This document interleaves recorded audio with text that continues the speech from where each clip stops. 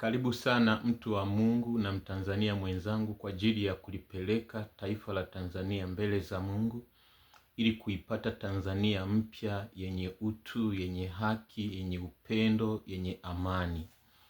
Na leo tarehe 12 mwezi wa kwanza mwaka 2026 ni siku ya kukumbuka mapinduzi ya Zanzibar, ambapo Zanzibar ilipata uhai. Na leo tutaanza maombi yetu ambayo itakuwa ni kumbukumbu yetu pia, ambapo sisi mapinduzi yetu hayajaanza mwilini bali tuyaanzie rohoni kama Tanzania, ambapo tukiipindua Tanzania katika ulimwengu wa roho itakuwa rahisi kuipindua Tanzania katika ulimwengu wa mwili pia. Na agenda yetu ya maombi siku ya leo ni kuipindua Tanzania ili kuipata Tanzania mpya, lakini prayer point zitakuwa 3. Prayer point ya kwanza ni toba mbele za Mungu kwa ajili ya yale ambayo tumefanya kama taifa. Kwanza, kwa damu zilizomwagika, Mungu atusamehe wa Tanzania, Mungu aisamehe ardhi ya Tanzania na kuitakasa na anga pia la ardhi. Lakini pia na wote ambao wamehusika, maana toba huwa hailengi tu kuwaombea wale ambao hawajahusika. Toba inahusisha hata wale ambao wamehusika kumwaga damu. Huo ndo utaratibu wa kimungu. Na hata Danieli alipoenda mbele za Mungu kuomba toba, hakujiombea yeye tu pamoja na wenye haki, bali alijiombea yeye pamoja na wote hata ambao wameshiriki dhambi. Kwa hiyo toba tunahusisha wote, uongozi uliokuwepo kipindi cha uchaguzi ambao ni mahakama, maana bunge halikuwa kazini, ofisi ya rais haikuwa kazini. Kwa bunge ndo lilikuwa kazini kama serikali. Lakini pia toba kwa vyombo vya dola, wanajeshi pamoja na polisi. Lakini pia toba kwa ajili ya kiongozi yote ambaye alihusika. Mfano, kwa Tanzania tunafahamu ya kwamba hata kama Rais Samia Suluhu Hassan yakuwa madarakani kwa kipindi kile, lakini kwa kauli yake na kwa uhalisia pia moja kwa moja, ingawa huwezi ukaconfirm maana una ushahidi, lakini moja kwa moja kuna namna ambapo alihusika kutoa kauli iliyosababisha watu wauawe, command to shoot. Kwa hiyo tunaomba toba kwa ajili yake pia, maana ili Mungu akusikie unachokifanya lazima ubezi kwenye principle zake. Kwa uwezo ukaenda mbele za Mungu kwa toba ya ubaguzi, ambao kuna mwingine unaona kama anastahili kuombewa toba alafu mwingine hastahili. Lakini pia na maeneo mengine ambao Mungu atakuwa anawakumbusha kwa habari ya toba. Lakini jambo la pili ambalo tutaombea ni kwa habari ya kiti cha rais. Na jambo la tatu tutakaloombea ni kwa vyombo vya dola. Kwa nini nimevitaja hivi vitu? Wakati ninaangalia kalenda kwa ajili ya kuangalia siku kwamba tuna maombi ya siku 21 kuanzia leo, huko imeshakuwa tarehe 12 tayari, au bado tarehe 11. Nikatamani kujua tarehe 21 itaishia, siku 21 zitaishia tarehe ngapi. Sasa badala ya kwenda kubonyeza kalenda nikajikuta nimebonyeza Biblia, maana nilikuwa natumia simu. Kwa nikarudi kwenye kalenda. Ili nataka kurudi kwenye kalenda, nikasikia ndani yangu kwamba ipo sababu kwa nini hujaenda kwenye kalenda, umeenda kwenye Biblia. Kwa ikabidi sasa nirudi kwenye Biblia nilipokuwa nimeibonyeza. Nikakuta nilikuwa nimebonyeza kitabu cha Mathayo sura ya 28. Niliposoma nikajua kwa nini Mungu ameniongoza kufunua Biblia kabla kalenda, na naomba niwasomee ili hizi prayer point mzielewe pia. Mathayo 28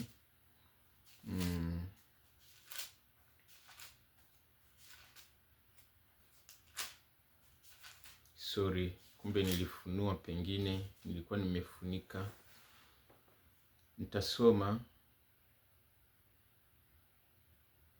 Mathayo 28 kuanzia mstari wa kwanza inasema, hata Sabato ilipokwisha pambazuka siku ya kwanza ya juma, Mariamu Magdalena na Mariamu yule wa pili walikwenda kulitazama kaburi, na tazama, palikuwa na tetemeko kubwa la nchi, kwa sababu malaika wa Bwana alishuka kutoka mbinguni, akaja akalivingirisha lile jiwe, akalikalia.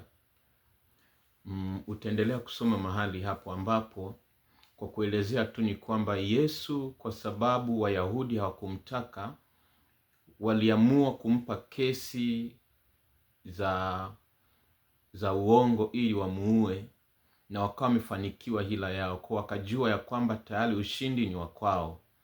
Na hawakuishia tu kwamba kuhakikisha kwamba amezikwa, bali pia waliweka jiwe kwenye lile kaburi alilokuwa amezikwa Yesu. Lakini pia hawakuishia tu kuweka kaburi jiwe, bali pia waliweka walinzi wa kulilinda lile kaburi. Lengo ni kuhakikisha ya kwamba Yesu hafufuki.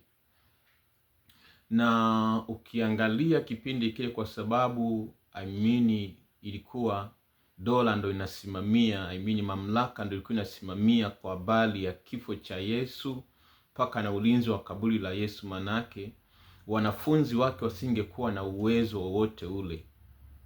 Kwa hiyo walichokuwa wamebaki, kwa sababu hakuna anayeweza kurudisha uhai, lakini pia kaburi liko chini ya ulinzi, walichokuwa wanaweza tu ni kwamba ni kufanya kile ambacho watakubaliwa, watapewa kibali.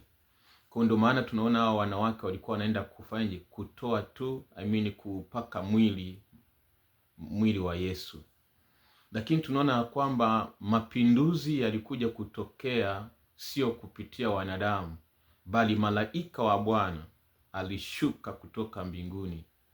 Jambo la kwanza, akalivingilisha lile jiwe ili likatoka kaburini ili Yesu afufuke. Na tukio hili la kulitoa jiwe kaburini tunaliona pia hata kwa Lazaro alipokuwa amezikwa siku 4.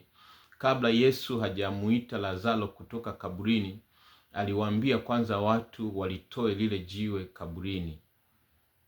Tunaona kwenye kitabu cha Yohana. Kwa hiyo tunaona hicho ni cha kwanza kilichotokea. Kumbe kwa Lazaro walipatikana watu wa kulitoa jiwe kaburini, lakini kwa Yesu hawakupatikana. Maandiko yanasema hao wanawake walisema kwamba ni nani atakayetutolea lile jiwe? Lakini kilichotokea ni kwamba malaika wa Bwana, tetemeko la Bwana lilikuja kulitoa lile jiwe. Kumbe hata kama watu watashindwa kulitoa jiwe kaburini ili kuipata Tanzania mpya, hata kama watu watashindwa kutoa jiwe mahali ambapo Tanzania mpya imezikwa, mahali ambapo viongozi kwa ajili ya Tanzania mpya wamezikwa, Mungu ana uwezo wa kulitoa kaburi. Kama watapatikana kama waliopatikana kwa Lazaro, basi atapatikana malaika wa Bwana kama alivyopatikana kwa Yesu.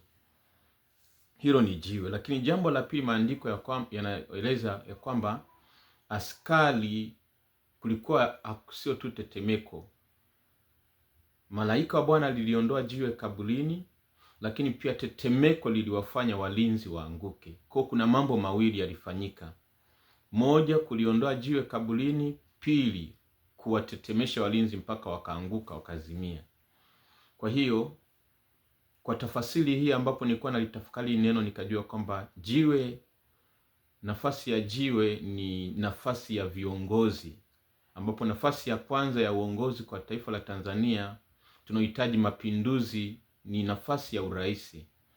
Kwa hiyo Mungu atumie watu kama alivyotumia kwa Lazaro, au atumie nguvu zake na maajabu yake kama alivyotumia kwa Yesu, ili kuondoa viongozi ambao wamewekwa si kwa mpango wa Mungu, bali ni kama jiwe kaburini.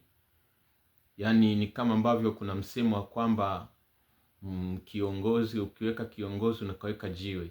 Kwa maana yake kuna wakati ambapo mnaweza mkawekewa kiongozi, lakini katika ulimwengu wa roho ni kama jiwe la kuwazuia kufufuka kutoka hatua moja kwenda hatua nyingine. Yaani Tanzania mkaona mmepata kiongozi, lakini kumbe kwenye ulimwengu wa roho ni jiwe la kuzuia Tanzania mpya ambayo inaweza kambeba Mungu. Lakini pia kwenye tetemeko sasa, hapo manake ndio hiyo vyombo vya dola.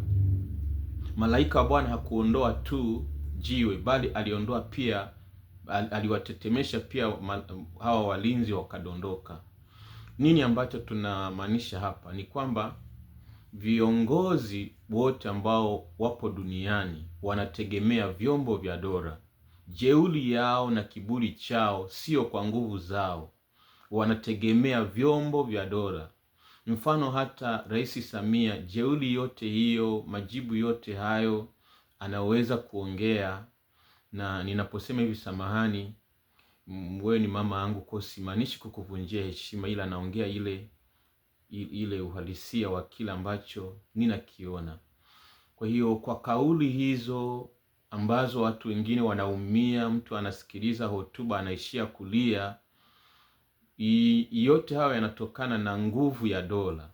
Kwa hiyo tunamuomba Mungu aliye hai apindue mamlaka katika ulimwengu wa roho ya vyombo vya dola vya Tanzania. Na tunaposema kupindua, sio ile kupindua kibinadamu, kwa maana ya kwamba yani kama kisasi ambao yani polisi ambao wamehusika kuua waue, au maombi. Kwa kweli mimi siwezi kuyaongoza maombi ya kutaka mtu afe.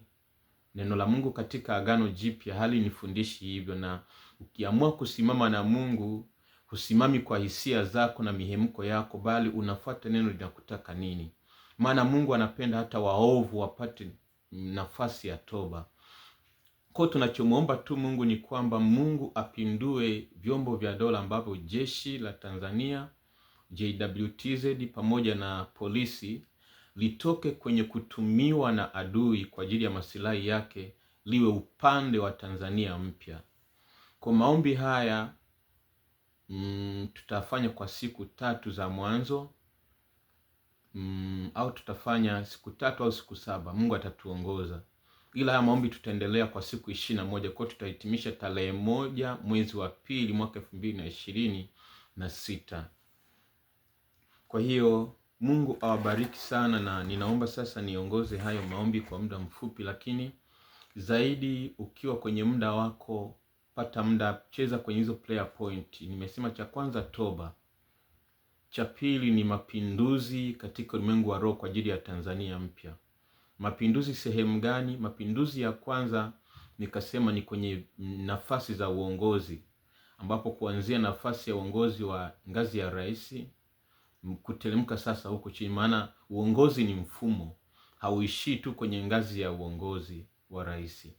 Lakini pia prayer point ya 3 ni kwa habari ya vyombo vya dola kuwa upande wa Tanzania mpya, kupindua vyombo vya dola kama ambavyo tetemeko liliwafanya hawa walinzi wazimie.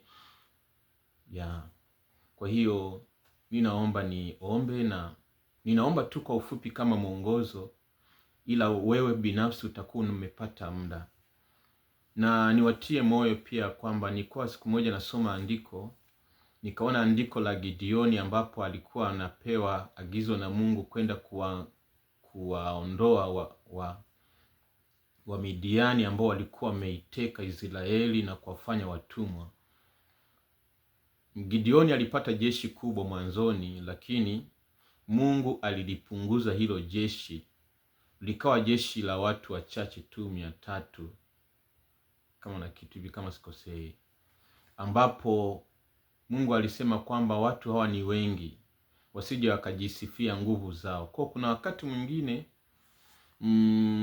kama Mungu aliweza kutumia jeshi la watu wachache kuwapiga Wamidiani wengi, manake hata maombi ya watu wachache ambao wamejitoa kuomba mbele za Mungu kwa ajili ya Tanzania, Mungu anasikia.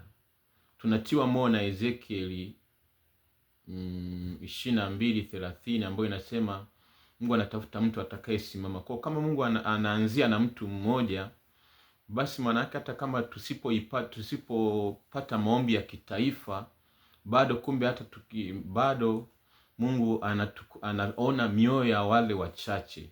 Najua kabisa Mungu alitoa maelekezo ya kwamba maombi ya kitaifa, na ninaamini ya kwamba mimi sio mmoja ambaye nimekiongea hiki kwa habari maombi ya kitaifa, lakini kuna wakati ambapo Mungu anapoona kwamba wale ambao wanaweza kufanya organization ya maombi ya kitaifa hawapo kwenye hizo nafasi, hawaoni kama inawahusu, basi Mungu anaruhusu kumtumia yoyote. Hata kama atafanya kwa udogo, bado anaweza kuleta matokeo, kama ambavyo wakoma walipokuwa katika nafasi ya kutumiwa na Mungu, kwa uchache wao na kwa udogo wao waliweza kufukuza jeshi kubwa. Kwa maombi haya ambayo tutakuwa tunaendesha kila siku, yanatosha kuleta mapinduzi. Na niongezee ushuhuda mahali hapa ili uwatie moyo kuona kwamba kumbe ipo nguvu kwenye maombi. Sijajua nimetumia dakika ngapi, nataka kuimake short ili kusudi iwe rahisi mtu kusikiliza mwanzo mwisho ujumbe huu. Ushuhuda ni mfupi, ambapo ni kwamba nitaufanya mfupi, ambapo ilikuwa mwaka 2021 yes, ilikuwa 2021 hapo, kama sio mwezi wa 4, kama mwezi wa 6 hivi, ambapo nilikuwa sehemu moja inaitwa Isebia ya Kakola ya Mbogwe. Ukipita Kahama, Masumbwe, ukipita hapo Masumbwe kuna njia ambayo kama unaenda Katolo unaacha ambayo inapitia Lulembela, kuna njia nyingine ya shortcut. Kuna mji hapo unaitwa Isebia. Mahali hapo tulikuwa tunafanya mkutano. Kuna familia moja tulikuwa tunafanya mkutano wa Injili, nilikuwa nimepeleka Injili kwenye kanisa moja la AICT pamoja na mtumishi mmoja Tom pamoja na mdogo wangu Isaya. Sasa mtumishi Tom akiwa anahubiri, kuna dada moja akaangushwa mapepo. Ilikuwa Jumapili tunahitimisha, akaangushwa mapepo, ilikuwa kama saa 6 hivi mchana. Basi mimi nilikuwa nimeenda kwa ajili ya nilikuwa kanisani nafanya maombi. Kwa hiyo akawa ameletwa huyo mtu ameangushwa mapepo. Basi tukaanza kumwombea. Mapepo yakawa hayatoki na akawa kama amekufa. Haongei, hafanyi chochote, ila anapumua. Kwa omba hakuna.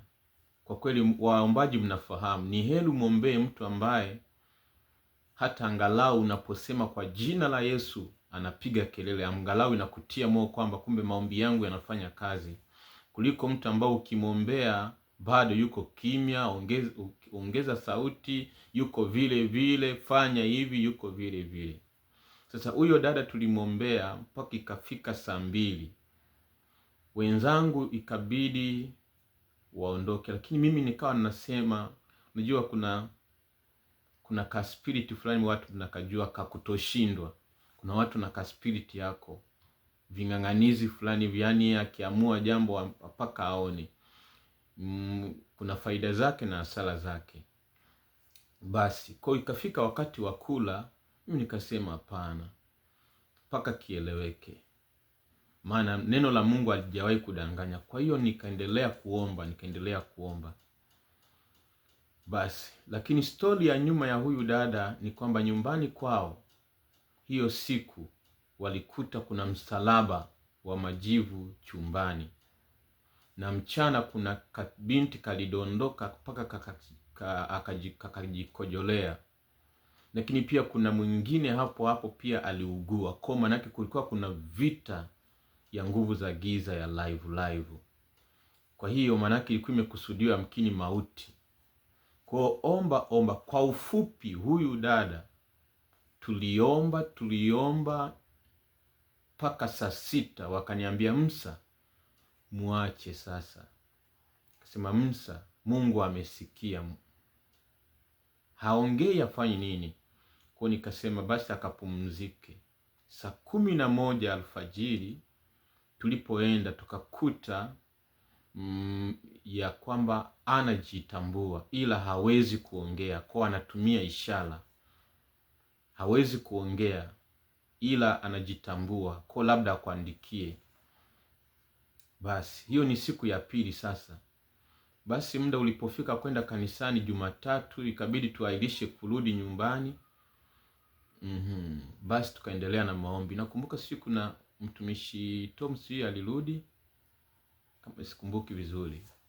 Basi kwa tukaa nilibaki mimi nakumbuka nibaki. Basi tukaomba, huyu dada akaja kufunguliwa saa 2 hivi usiku. Kesho yake akaongea, wote tulijikuta tunalia machozi.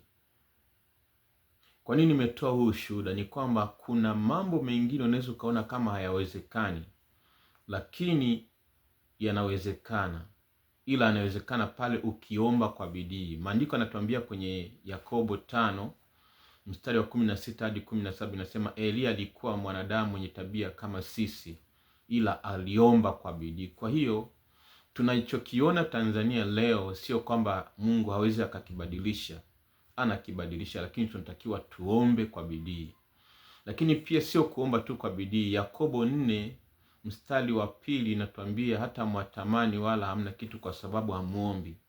Hata mkiomba mwaomba wala hampati kwa sababu mwaomba vibaya, ili msitumie kwa tamaa zenu.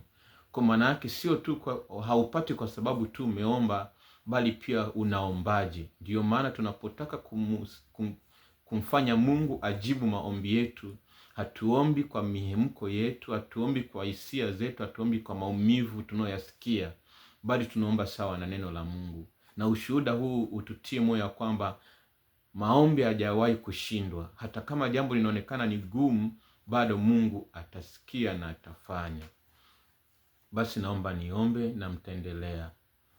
Mtakatifu Mungu uliye hai, Baba wa neema, Mungu wa upendo, ninaliita jina lako wakati huu na saa hii Jehova. Kwanza tunaungama mbele zako Bwana kwa ajili ya taifa la Tanzania. Sisi kama Watanzania Bwana tumekukosea Mungu. Tumekosa mbele zako, moja, kwa kukutenda dhambi. Yamkini hiki tunachokiona kwenye taifa la Tanzania ni matokeo tu, lakini yamkini sababu ni kwa sababu tumeruhusu maovu kuendelea kwenye taifa la Tanzania. Tumesikia habari ya ushoga inaendelea kwenye taifa la Tanzania, na kama taifa hatujasema chochote. Tunasikia maovu mengi yanaendelea, lakini Bwana, kanisa na serikali na vyombo mbalimbali Bwana, hatujasimama kwa ajili ya kupinga uovu. Mungu utusamehe, maana pale wenye haki wanaponyamaza dhidi ya uovu, maana yake ni kama wanashiriki pia huo uovu. Baba, uturehemu na utusamehe. Tusamehe pia kwa damu za Watanzania zilizomwagika bila hatia. Baba, naomba rehema na toba. Ninaomba toba kwa ajili ya damu za Watanzania zilizomwagika kupitia watu walioitwa wasiojulikana. Mungu, naomba rehema na toba. Lakini pia naomba rehema na toba kwa ajili ya machozi ya watu ambao wamelia kwa sababu ya ndugu zao. Baba, naomba rehema. Kilio chao Mungu wetu uliye hai, Mungu, kinaendelea kudai haki ya watu hawa. Naomba Bwana usamehe. Naomba rehema na toba Bwana kwa ajili ya watu waliotekwa, walioteswa Mungu wetu uliye hai. Maumivu yao Bwana ni maumivu yetu pia Bwana. Yamkini maumivu haya tunayoyapitia kama taifa ni matokeo ya maumivu walioyapata wao Bwana, na sasa tunalipwa sisi Mungu wetu uliye hai kwa sababu hatukusimama kwenye zamu zetu kwa ajili yao. Naomba Mungu uturehemu na utusamehe. Ninaomba rehema na toba kwa ajili ya viongozi ambao wamehusika kwa namna moja ama nyingine, aidha kwa kutoa kauli au kwa kutosimama katika nafasi zao kuzuia na kupinga kauli zinazoruhusu kumwaga damu. Mungu, naomba rehema na toba. Ninaomba rehema na toba kwa ajili ya vyombo vya dola, jeshi la wananchi wa Tanzania JWTZ, pamoja na jeshi la kulinda raia, polisi. Baba, naomba rehema na toba mahali ambapo wametumiwa vibaya na serikali na wanasiasa. Naomba Mungu usamehe. Lakini pia wapo ndani ya vyombo vya dola watu wasiofaa ambao kwa sababu ya mioyo yao ya tamaa wapo Bwana, lakini ni wahalifu Bwana.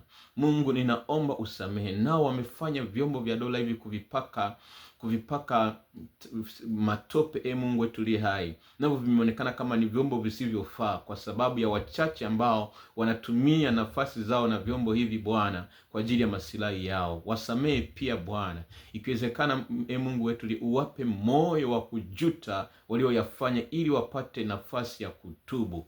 Tazama, Petro alipoulizwa na wale watu waliosikia injili yake siku ya Pentekoste, walimuuliza tufanye nini ndugu zetu? Akamwambia, tubuni mbatizwe kila mmoja kwa jina lake Yesu, mpate ondoleo la dhambi, nanyi mtapata raha nafsini mwenu.